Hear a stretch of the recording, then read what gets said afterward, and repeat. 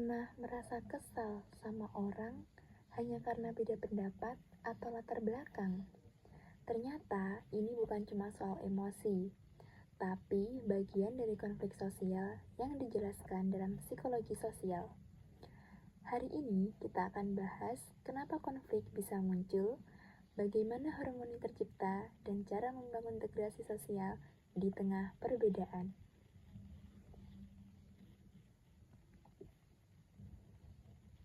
Assalamualaikum warahmatullahi wabarakatuh. Kenalin, aku Binda Tifatunisa, mahasiswi program studi Psikologi Islam Fakultas Agama Islam Universitas Muhammadiyah Ponorogo dengan NIM 231900124. Di video ini aku akan membahas mengenai konflik sosial, harmoni, dan integrasi dalam rangka memenuhi tugas ujian tengah semester mata kuliah Psikologi Sosial yang diampu oleh Bapak Yusuf Hamdani Abdi, SPSI, MPSI.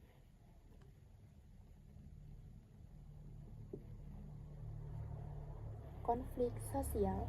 Apa itu konflik sosial? Konflik sosial adalah ketegangan antar kelompok akibat perbedaan nilai, identitas, atau kepentingan. Contohnya, persaingan antar dua komunitas karena rebutan lahan atau akses ekonomi. Menurut teori konflik realistis Sherif 1966, persaingan sumber daya bisa memicu konflik, tapi konflik bisa diatasi loh.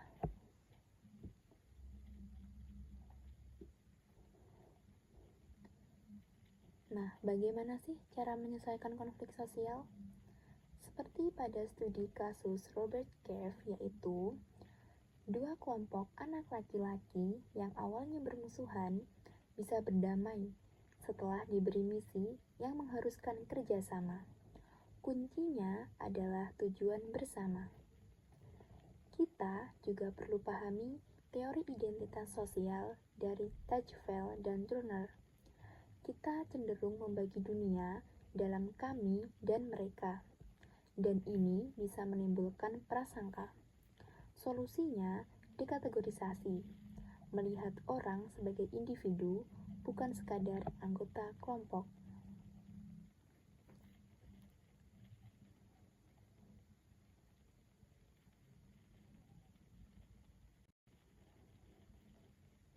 Harmoni sosial dan integrasi. Masuk ke harmoni sosial dan integrasi. Harmoni sosial terjadi ketika kelompok berbeda bisa hidup damai dan saling menghargai. Ini butuh integrasi sosial, yaitu proses penyatuan tanpa menghapus perbedaan identitas. Contoh nyatanya adalah program sekolah lintas budaya yang menggabungkan siswa dari latar belakang berbeda dalam satu tim. Ini bisa mengurangi prasangka dan stereotip.